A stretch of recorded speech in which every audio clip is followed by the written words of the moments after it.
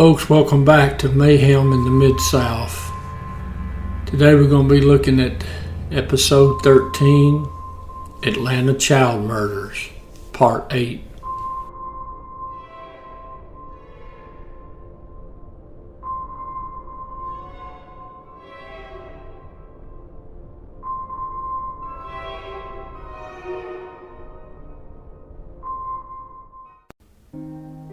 Just another review. Last 4 victims we covered, 2 of them were found in the southeast, both of them in the river. And then 23 and 24, Hill and Duncan,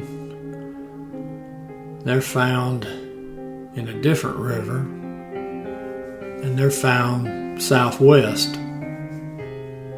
I just wonder if there's some rhyme or reason to what Williams was doing.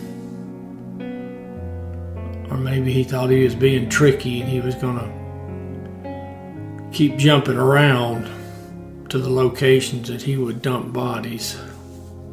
But as you can see also, the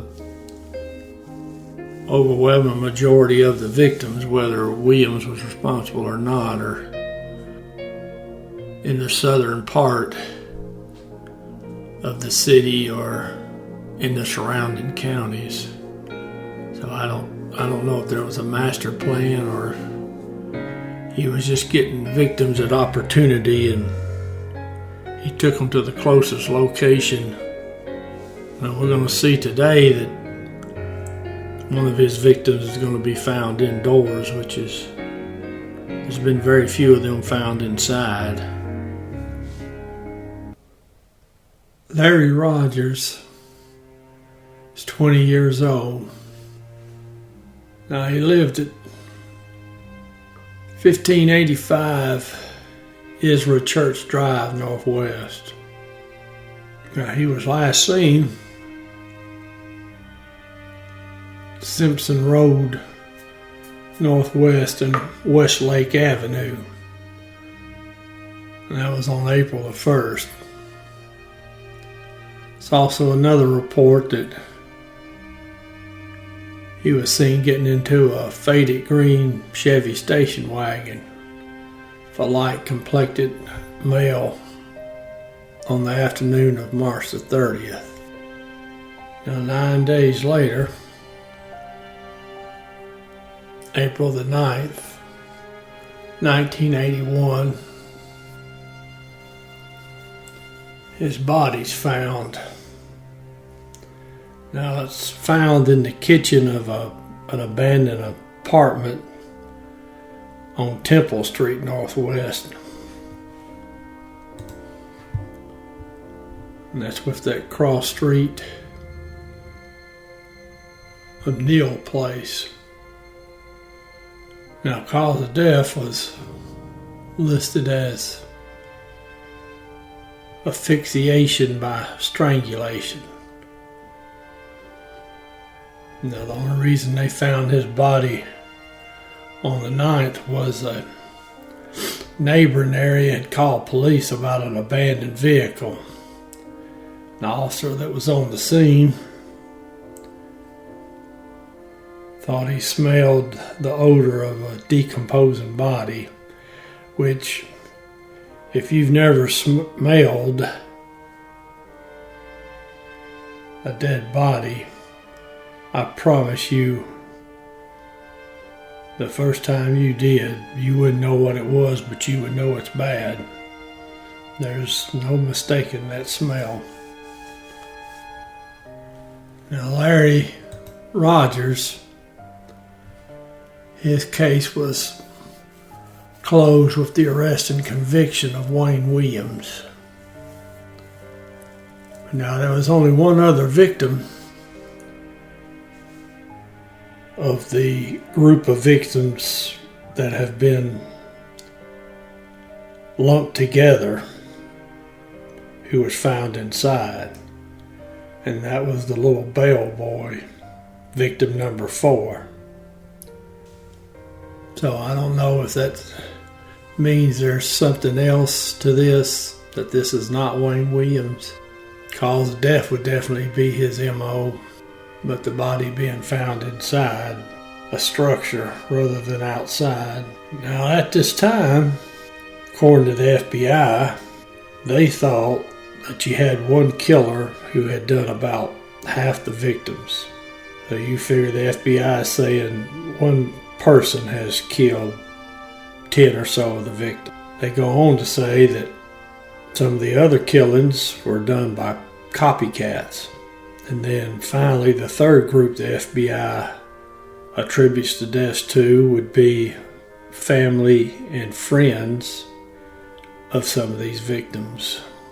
Now that wouldn't shock me at all, because it seems like some of these victims, it just smacks of family or friends. Michael Macintosh was 23 years of age. He lived at 620 Windsor Street. Now that's near the corner of Glen Street. Now he had done some time in prison up at the Clark County Correctional Institute for burglary and armed robbery. Now he'd also done a little time for possession of marijuana and attempted rape. Now he was last seen April the 1st near his house. Now he would stay missing till April the 20th, 1981. His body was found on the bank there of the Chattahoochee River. And supposedly it was found just south of the Campbellton Road Bridge.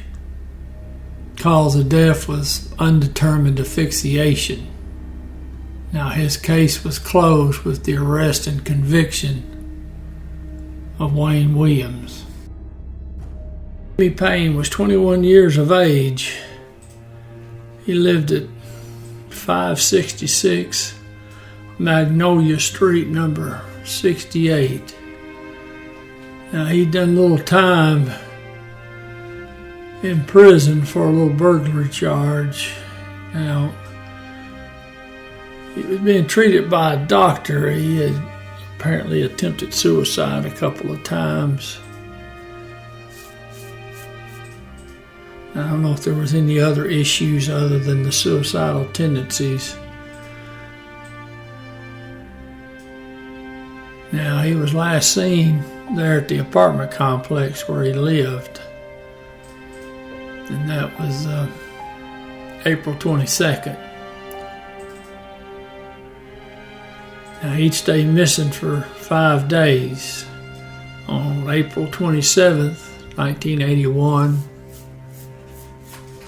his body was found in the Chattahoochee River, about a mile north of the Bankhead Highway Bridge.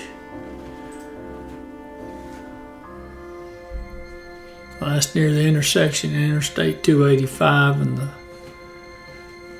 Donald Lee Howell Parkway Northwest. Jimmy Payne was one of the victims that Wayne Williams was tried for on murder charges. So Jimmy Payne's case was closed with